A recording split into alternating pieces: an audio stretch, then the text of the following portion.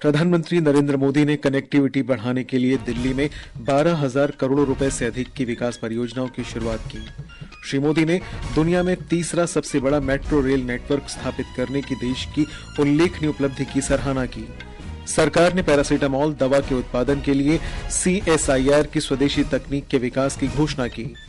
गुजरात के पोरबंदर हवाई अड्डे के रनवे पर तटरक्षक बल के हेलीकॉप्टर के दुर्घटनाग्रस्त होने से चालक दल के 3 सदस्यों की मौत। पूरे उत्तर भारत में कड़ाके की ठंड का प्रकोप जारी, घने कोहरे का असर ट्रेन और विमान सेवाओं पर पड़ा। उपराष्ट्रपति जगदीप धनखड़ ने दिल्ली में NCC गणतंत्र दिवस शिविर का उद्घाटन किया। उन्होंने देश के विकास में राष्ट्रवाद की भूमिका पर बल दिया। और वरुण तोमर ने दिल्ली में 67वीं राष्ट्रीय शूटिंग चैंपियनशिप में सीनियर तथा जूनियर दोनों वर्ग में 10 मीटर एयर पिस्टल का खिताब जीता।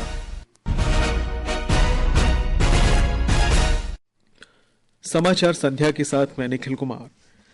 प्रधानमंत्री नरेंद्र मोदी ने आज दिल्ली में 12,200 करोड़ रुपए से अधिक राशि की कई विकास परियोजनाओं का लोकार्पण किया और आधारशिला रखी।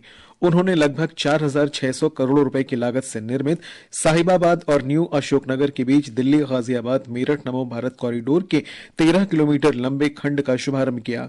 श्री मोदी ने दिल्ली मेट्रो के चौथे चरण जनकपुरी और कृष्णा पार्क के बीच 2.8 किलोमीटर खंड का भी उद्घाटन किया। उन्होंने लगभग 6,230 करोड़ रुपए की लागत से बनने वाले दिल्ली मेट्रो के चौथे चरण के 26.5 किलोमीटर लंबे रिठाला कुंडली खंड की आधारशिला रखी। प्रधानमंत्री ने आज रोहिणी में केंद्रीय आयुर्वेद संस्थान के लिए नए आधुनिक भवन की आधारशिला भी रखी। श्री मोदी ने कहा कि ये नमो भारत ट्रेन विकसित भारत के शहरों में सार्वजनिक परिवहन के भविष्य को दर्शाती है। उन्होंने कहा कि देश का मेट्रो नेटवर्क अब 1,000 किलोमीटर हो गया है और ये उपलब्धि सराहनीय है। भारत पिछले 10 वर्षों में दुनिया के तीसरे सबसे बड़े मेट्रो नेटवर्क वाला देश बन गया है। प्रधानमंत्री ने कहा कि रिठाला नरेला कुंडली कॉरिडोर दिल्ली मेट्रो नेटवर्क के सबसे बड़े संभागों में से होगा। इससे दिल्ली और हरियाणा के प्रमुख औद्योगिक केंद्रों के बीच संपर्क मजबूत होगा। एक रिपोर्ट। प्रधानमंत्री ने कहा कि सरकार ने बुनियादी ढांचे के विकास को प्राथमिकता दी है। उन्होंने कहा कि 10 साल पहले बुनियादी ढांचे के लिए बजट करीब 2 लाख करोड़ रुपए था, जो अब बढ़कर 11 लाख करोड़ रुपए से अधिक हो गया है। वहीं शहरों में आधुनिक कनेक्टिविटी पर भी जोर दिया गया है। प्रधानमंत्री ने उल्लेख किया कि अब दिल्ली से विभिन्न शहरों तक एक्सप्रेसवे बन रहे हैं और दिल्ली को औद्योगिक गलियारों से भी जोड़ा जा रहा है। उन्होंने कहा कि NCR में एक मल्टी मॉडल लॉजिस्टिक हब विकसित किया जा रहा है, साथ ही 2 फ्रेट कॉरिडोर भी जुड़ रहे हैं। प्रधानमंत्री ने यह भी कहा कि भारत में विश्व की स्वास्थ्य और कल्याण राजधानी बनने की अपार संभावनाएं हैं और वह दिन दूर नहीं जब दुनिया मेक इन इंडिया के साथ साथ हील इन इंडिया के मंत्र को भी अपनाएगी। सुपर्णा सैकिया के साथ आनंद कुमार, आकाशवाणी समाचार दिल्ली। रोहिणी में एक रैली में भाजपा के वरिष्ठ नेता और प्रधानमंत्री नरेंद्र मोदी ने आम आदमी पार्टी की दिल्ली सरकार पर केंद्र से लड़ाई में 1 दशक बर्बाद करने का आरोप लगाया। उन्होंने लोगों से राष्ट्रीय राजधानी को भविष्य का शहर बनाने के लिए भाजपा को एक अवसर देने का आग्रह किया। श्री मोदी ने कहा कि आम आदमी पार्टी सरकार के पास दूरदर्शिता की कमी है।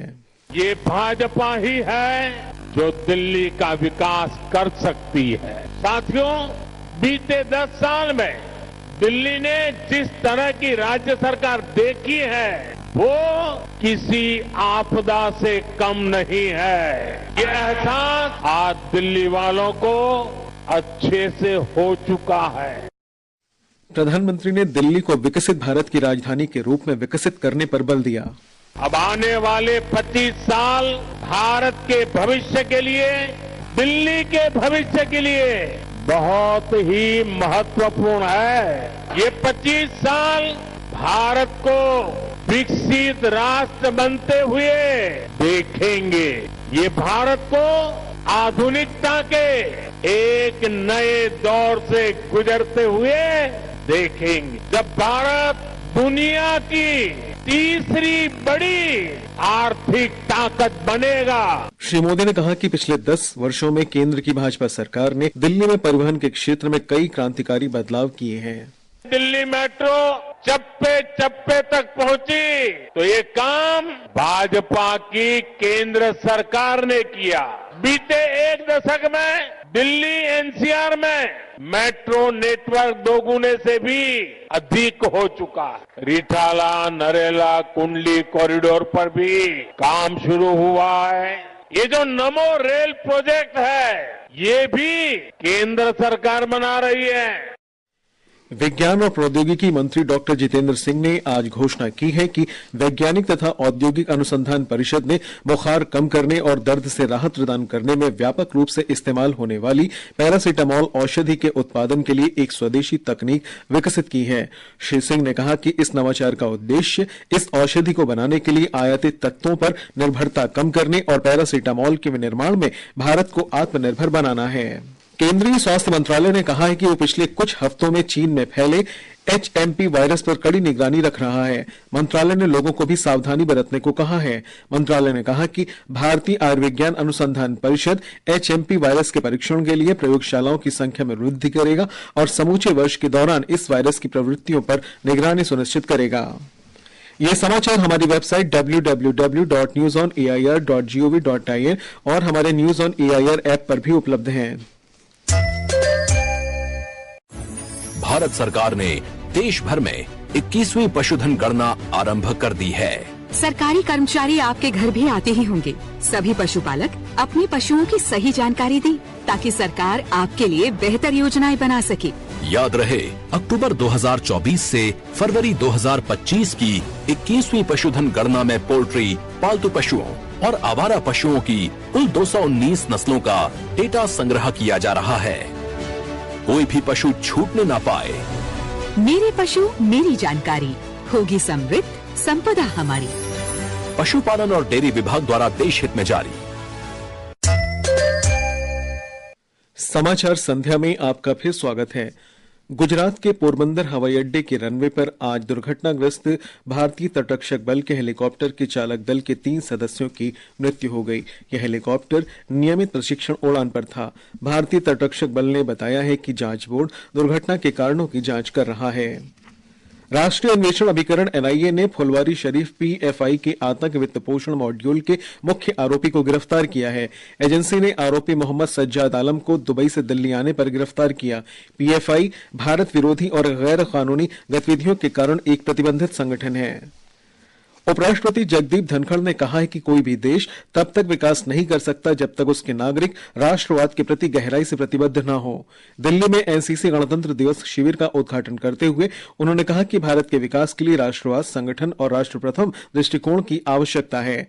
उपराष्ट्रपति ने कहा कि राष्ट्र का परिवर्तन 5 बुनियादी स्तंभों पर टिका है, जिनमें सामाजिक सद्भाव, जमीनी स्तर पर देशभक्ति के मूल्यों को आत्मसात करना, पर्यावरण जागरूकता, आत्मनिर्भरता और नागरिक कर्तव्य शामिल हैं।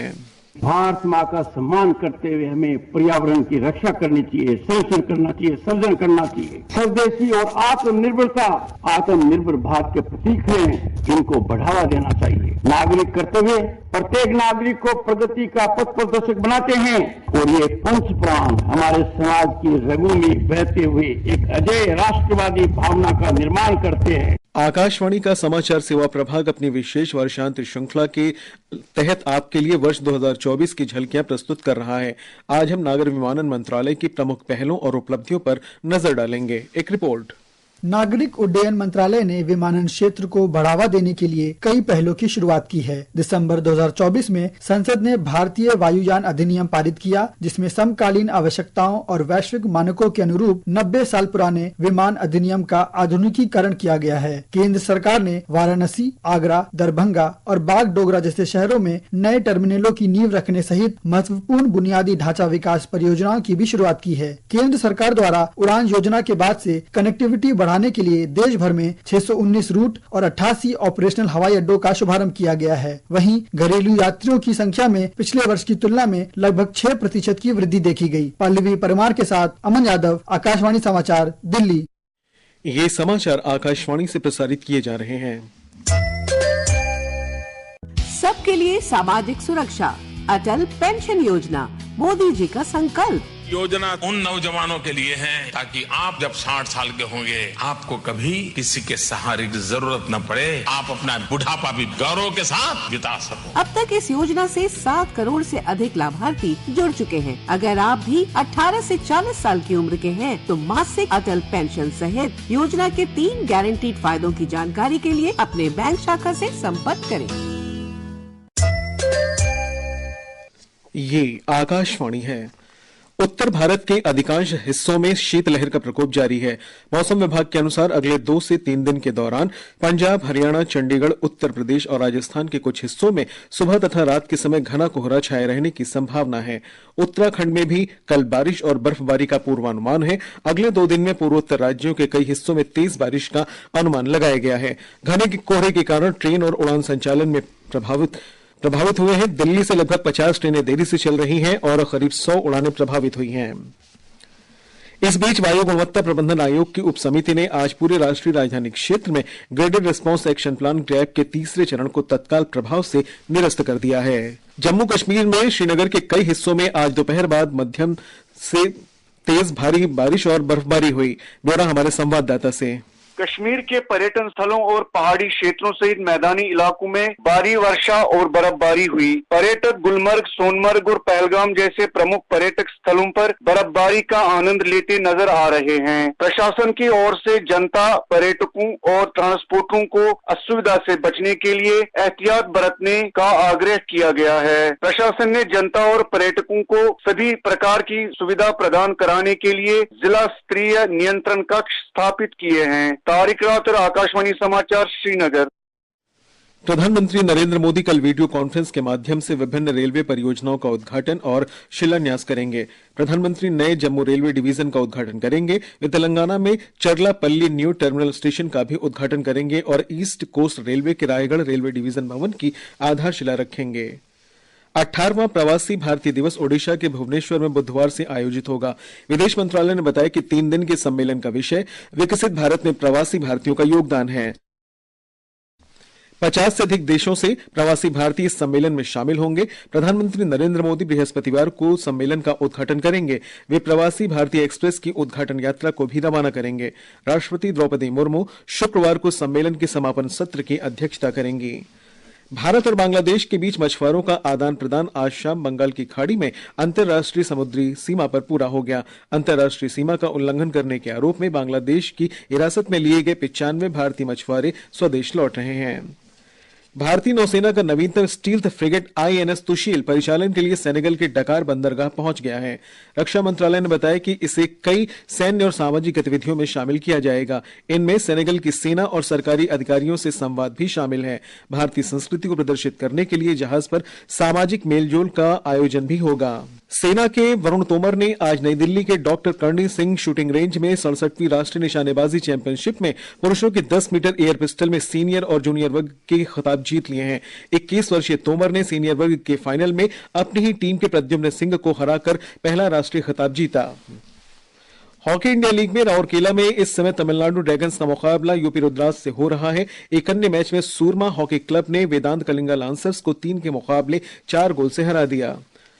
उत्तर प्रदेश के प्रयागराज में महाकुंभ में श्रद्धालुओं की सुरक्षा को देखते हुए और यमुना तथा गंगा नदी में बड़ी संख्या में जल पुलिस के जवानों को तैनात किया गया है। इन जवानों को अंडर वाटर ड्रोन और सोनार सिस्टम जैसे आधुनिक उपकरणों से भी लैस किया गया है।